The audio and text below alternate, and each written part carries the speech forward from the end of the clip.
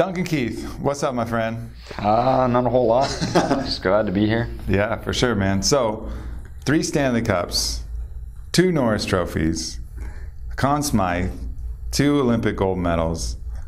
That's a hell of a resume so far. And you're still going, still killing it. But where do you mark the genesis of this? Like, where did this whole career, where does it come from, and how have you been able to achieve what you have? Let's start with the big question first.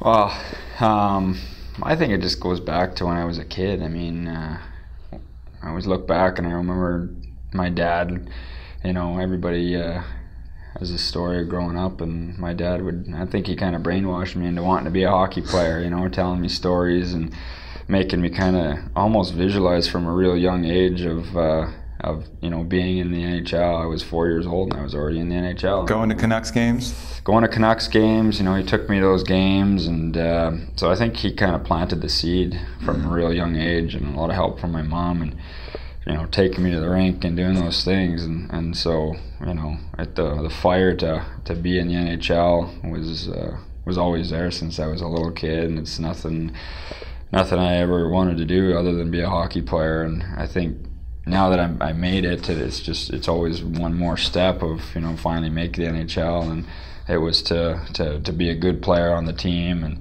and you know, then to be an assistant captain or captain of the team, and you know, be one of the best players, make an All-Star game, and then it was always just kind of one step. And I think when you get to that level, the competitive nature and everybody is there, and it just I think fuels you being in an environment like that where, you know, everybody wants to be the best. And I think on our team, I've been lucky to play with such great teammates, and we've got a couple guys I played with last year that are in the group here, Andrew Ladd and Taves, and those guys, you know, are the epitome of that as well, where, you know, I think they just want to be the best they can be, and when you have a group of guys like that, you're successful as a team, and I've been fortunate to play with a lot of great players that we've had success as a team. So when you have that success as a team, I think everybody individually gets kind of taken care of as well. So then you end up winning, you know, Norris trophies and Conn Smythes. If I wasn't on a good team, then I wouldn't be in the playoffs. So I think a lot of it is the people you're with and you're surrounded by, and you know, I think that all adds into it. So you mentioned the fire, and that's one of the things you're known for. And sometimes that fire erupts into a flame that scorches a few people, you know. Yeah. But it's also key to your playing. Like, you couldn't remove just that one part and you'd be the same player. I mean, I remember when you got back from that suspension this year in the playoffs. I mean, you hit the ice that game just like a savage. Now, for one, you're a little more rested, right, but just that energy that you brought totally changed the nature of how your team was playing after that first game. And that's something that you're known for. Was that something that you always had? Was that like in junior hockey and in all the pee-wee hockey, were you just like ripping around and kids were like, what the fuck, man? Like, yeah, who is this guy? You know what, I think that is maybe something that I've always had, some of that fire inside to compete. And I mean, like you said, sometimes it goes a bit overboard, but I think that fire is a huge part of, you know, my game on the ice. And if I didn't have that, I don't think I would be, you know, anywhere near, or, you know, what I've been able to do, or the player I am. So it's a fine line. You got to toe the line. You got to be smart, and I think I definitely learned from, you know, what happened earlier in the year. Yeah. When you're playing out there, another thing you're known for is not just blind passion, but it's really the opposite. It's your vision on the ice.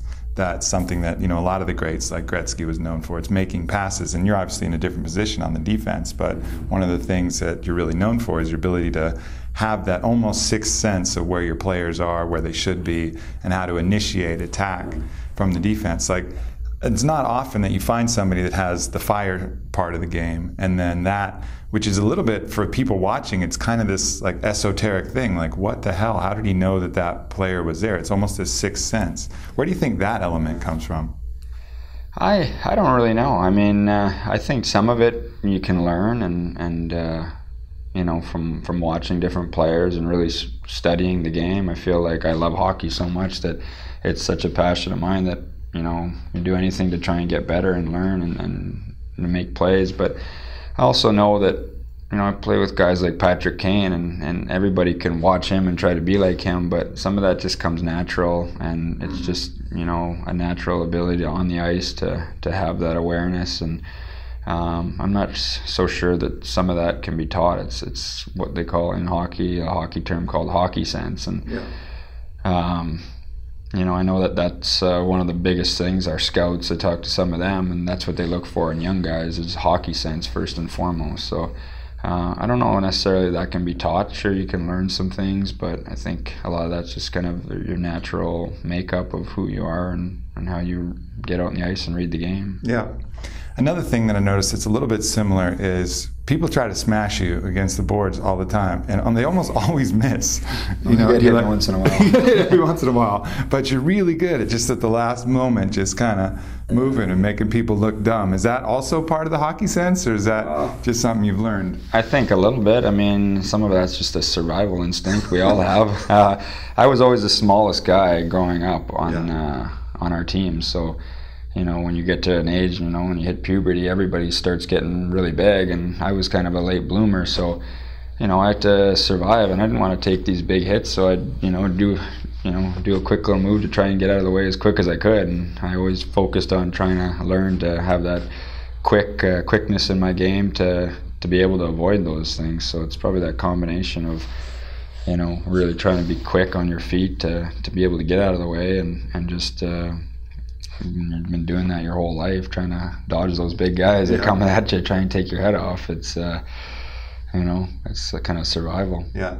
Has that been a conscious choice to choose that speed and quickness over power? And because obviously you're a top athlete, and you could make choices to get bigger and try to play the big game. But was there a point where you're like, no, I'm not going to play that game. I'm going to stick to what I'm really good at, which is the quickness and the agility, and not worry about being the biggest defenseman out there? Yeah, well, that's a good question, because I was never the biggest guy, so I think you have a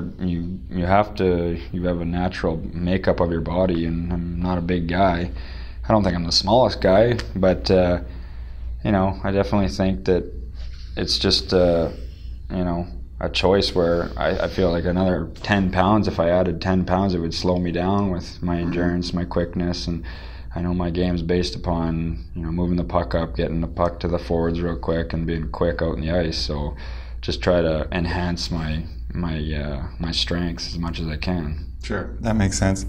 Another thing that I've known about you, having known you for a few years now, is your relentless pursuit of knowledge and just accumulating as much knowledge as possible. And when you're in an environment where you can learn, you just soak it up. And you've gone outside of the team structure to find training from different individuals, whether it's electrostim through the art machine, or even today as we were on an academy training with John Wolf, and he's putting you through these open chain mobility circuits.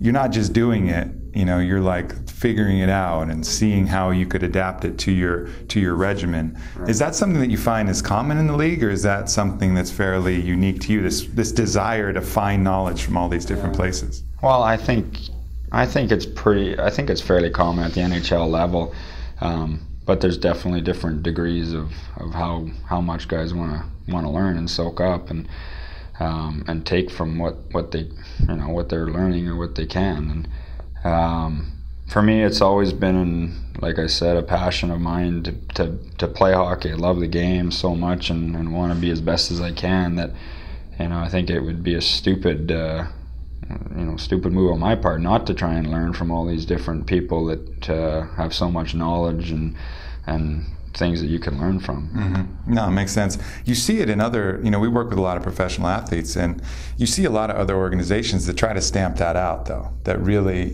discourage their players from going outside of the team structure, outside of the team nutritionist, outside of the team supplements, outside of the team trainers. Right. It's like they almost get punitive with people who are looking outside that.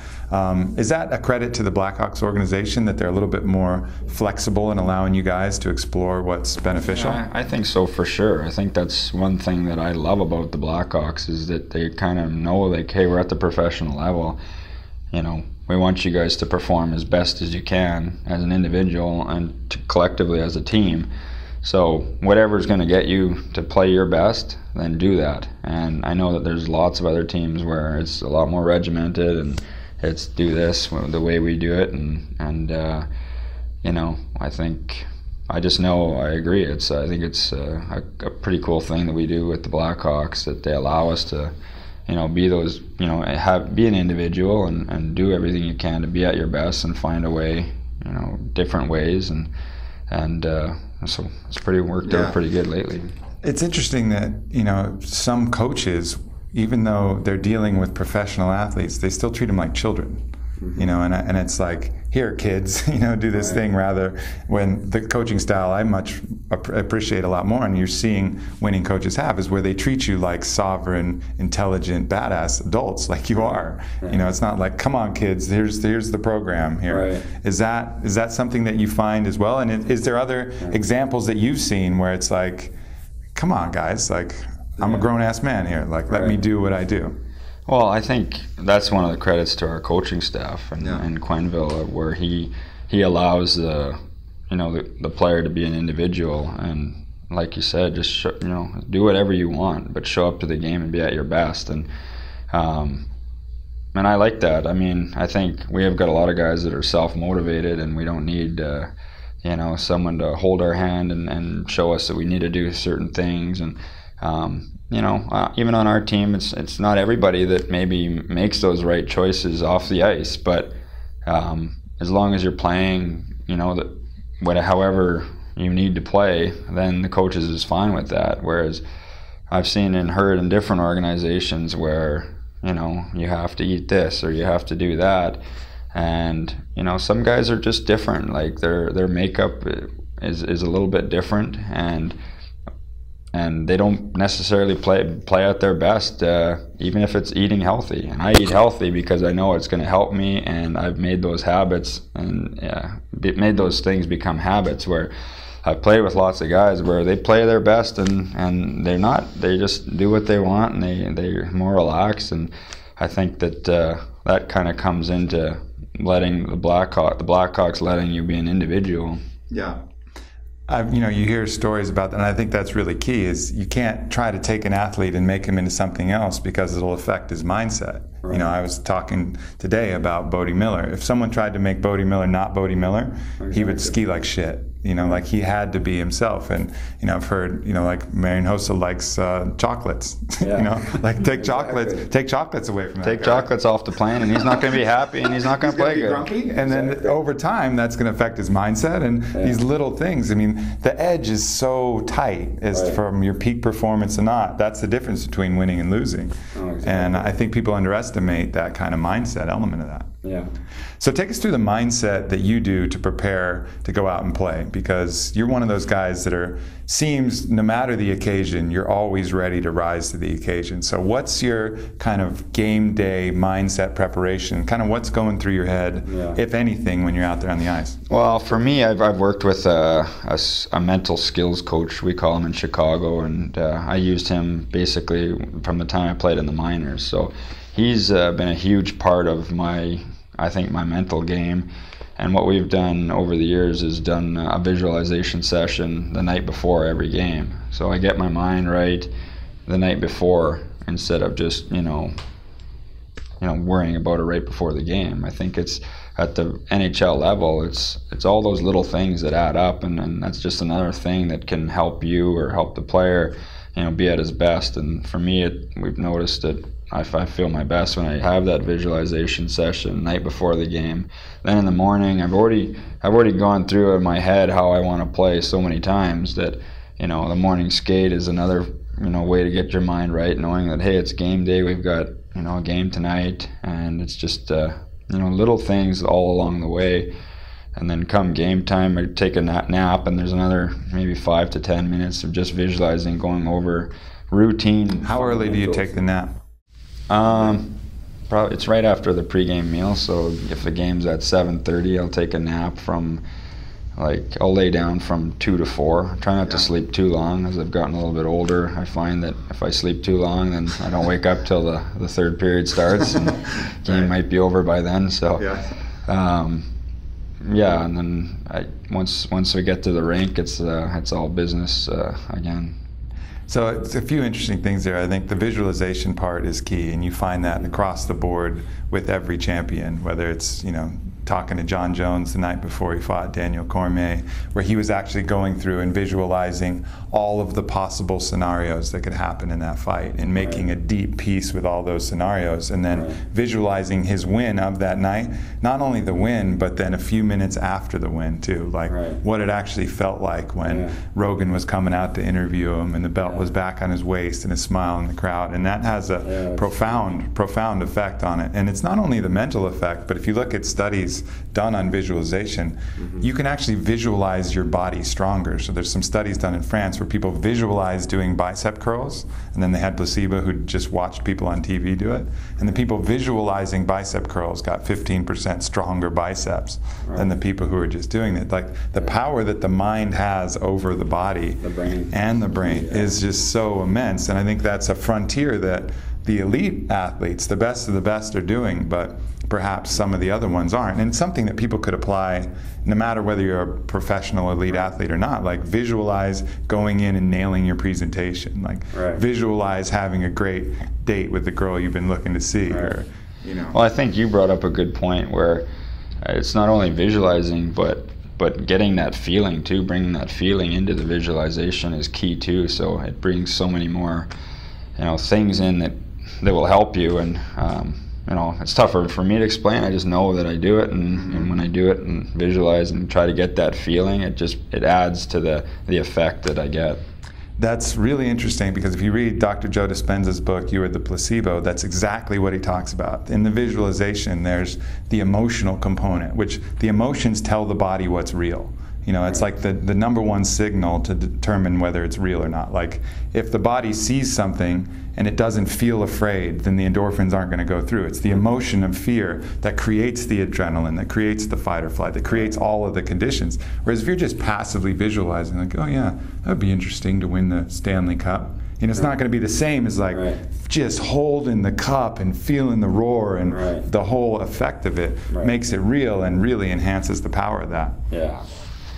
No, it's huge. I think for me, that's been the number one thing that's helped me in my career, is the whole visualization and the mental aspect of everything. I think when you get to a certain level of play in the NHL, everybody works hard, everybody runs hard in the gym, skates hard in the off season, everybody lifts weights and works hard and eats right.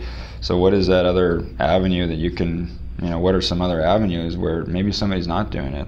And not everybody does it, and not everybody will do it, because it's just not what they want to do. But I was open to it, and I'm a big believer in it, for sure. Yeah, that makes sense.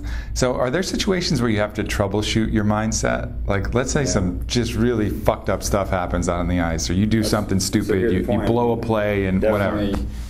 I definitely get into that as well. I mean, that's one thing that I've done, was visualize myself. I can visualize myself making a bad play and what it feels like too, but then also the response that I'd give myself after that play happens, and being able to let go of that play, move on, and not let myself get frustrated and let it affect the rest of my game.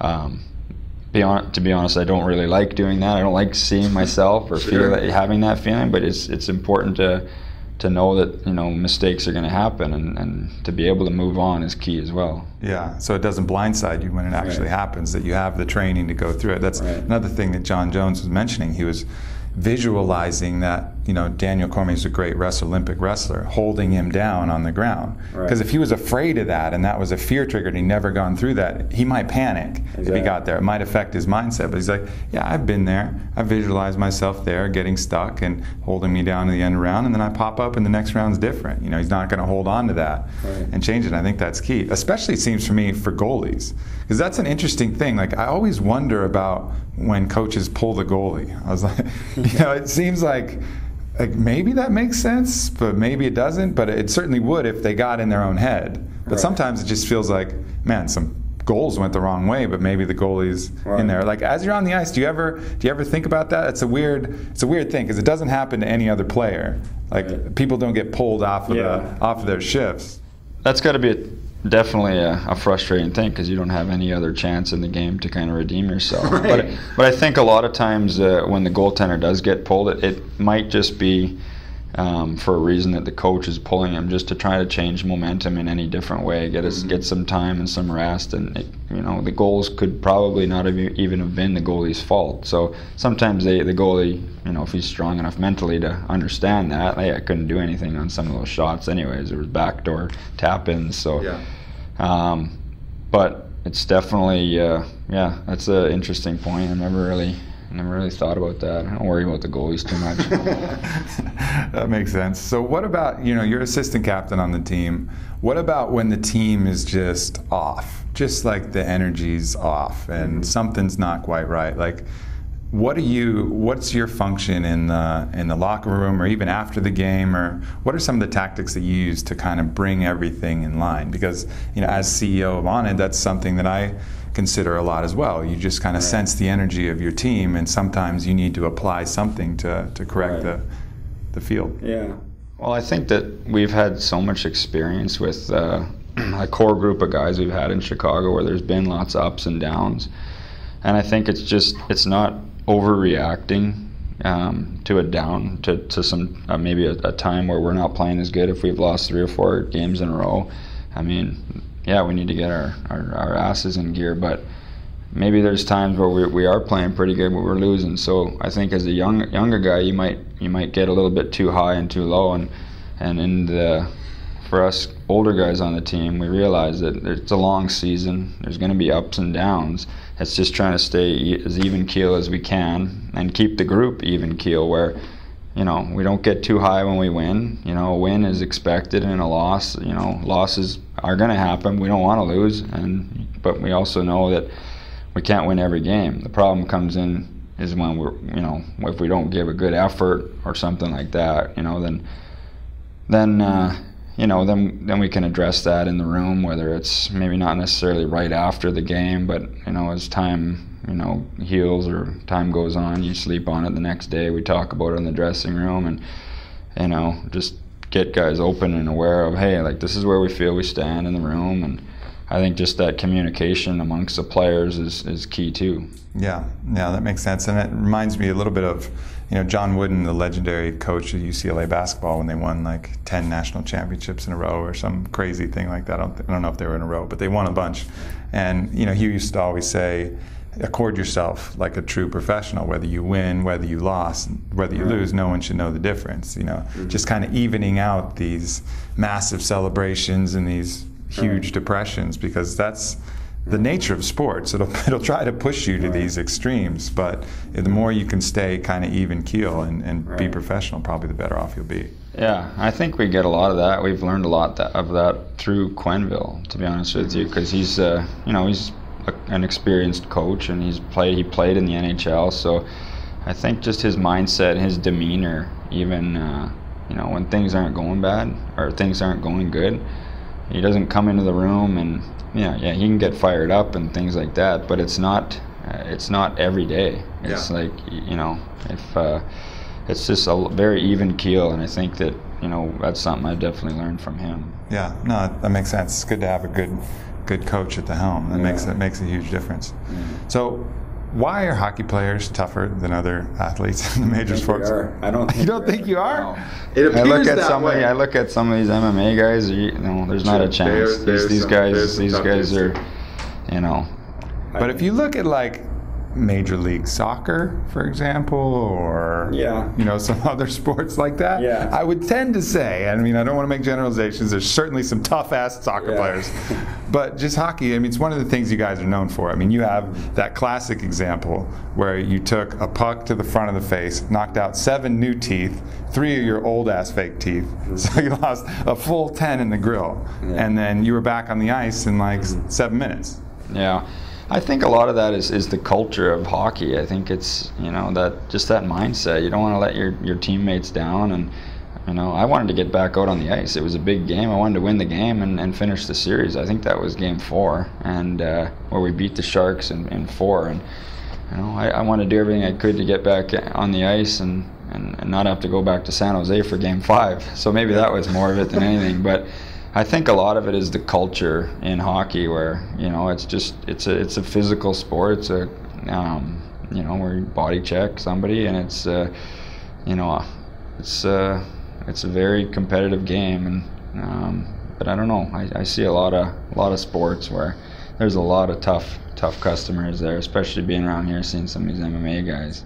Yeah, certainly. That's another. It seems like the sports where you actually have to have physical contact with one another, where it's encouraged. So rugby, MMA, jiu-jitsu, hockey. Right. It kind of doesn't leave a lot of room for the ego. You kind of have to come face to face with that fact that, especially with hockey, there's fighting involved. It's this like mini game within the sport, which is one of the only things that has that component where it's like just a little penalty. It's not fines and news articles and crazy shit like that, where you have to confront your own limitations to a certain degree so it doesn't get all blown out of proportion.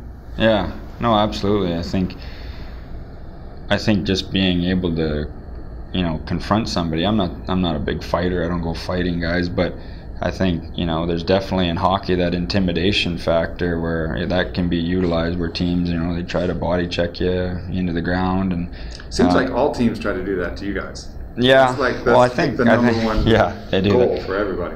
We're not the most physical team. I think our team is based on a lot more speed and skill. We have guys that can be physical, but I think if you're playing us, a lot of their game plan is to hit them as much as you can and force us into making a bad play. Not necessarily intimidate us, but if you can force a guy to panic a little bit on making a play and he makes a bad pass, then that's a good thing. And I think that's a big part of hockey too. I know teams do that. I know St. Louis did that to us. Yeah, it's a strategy you see in fighting as well. You see someone who's quicker and more skilled against somebody who's bigger and has some of those assets. They try to just grind the person. Right. Grind out some of that skill and finesse, like what you see, Kane doing out on the ice. Like you want to get him and smash him and rub him all over the glass to hope that he lose some of that magic that he has. And it seemed that's the strategy, because you have so many skilled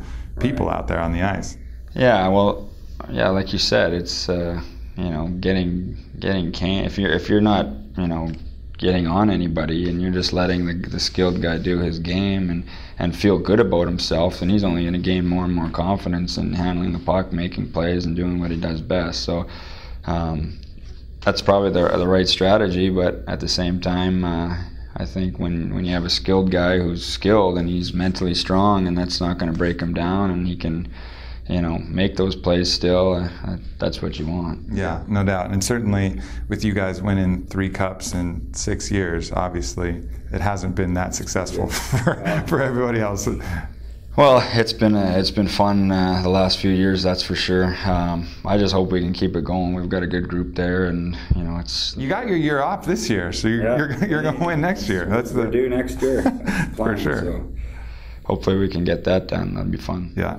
So tell me a little bit about your relationship with the captain on the team, John Tays, another Onic guy, a good friend of mine. Mm-hmm. He's getting to know him. He's a very seemingly out in the world a more of a gentle guy, but then you see him out on the ice, and particularly every face-off he takes, he just goes at that at 1,000%. Is that really one of the reasons why he's been voted captain from the team? It's just that kind of relentless effort that he puts into even the small plays? Yeah, I think with Johnny, the biggest thing I see with him is just his competitive nature. I remember when he came into the team, he was 19 years old, and he was on the ice an hour before the practice would start, and most guys usually get on maybe 15, 20 minutes at the most, and we see this guy walking out, and he's getting on the ice an hour before. It's like, Johnny, we got 82 games to play this year, bud. But, he had a great year, and I think he's just the epitome of a guy who's willing to do whatever it takes to get himself better and be at his best. And it's a privilege to be on his team and be his teammate, and hopefully we have more success. Yeah, no doubt. And that's one thing that's, probably one of the reasons why both of you guys have, formed this relationship with On It is you're wide open to learning and applying new tools and things to your game. So, in this alliance and knowing us for a few years now, what are some of the tools that you've picked up from On It that you feel like have helped your game out there on the ice? Well, I definitely see the benefits of the nutrition and, all the knowledge I've learned from you. Over the last couple of years on life, and not necessarily just hockey stuff, but I think life and the emotional aspect of, going through something off the ice and how that would affect your game, and being able to be mentally strong through that. And, there's just so many things that, me and Johnny will talk about on the plane about, the whole why are we here in this world, and, coming here and seeing everybody and just seeing how, fit and intelligent and, it's amazing just to see this in real life. And, I heard about it for 2 years now, and it's a pretty cool operation you guys got going on here. And, I think it's just, for me, it's just cool to be a part of something like that on top of, being a part of the Blackhawks and then being affiliated with you guys. And it's definitely makes me proud.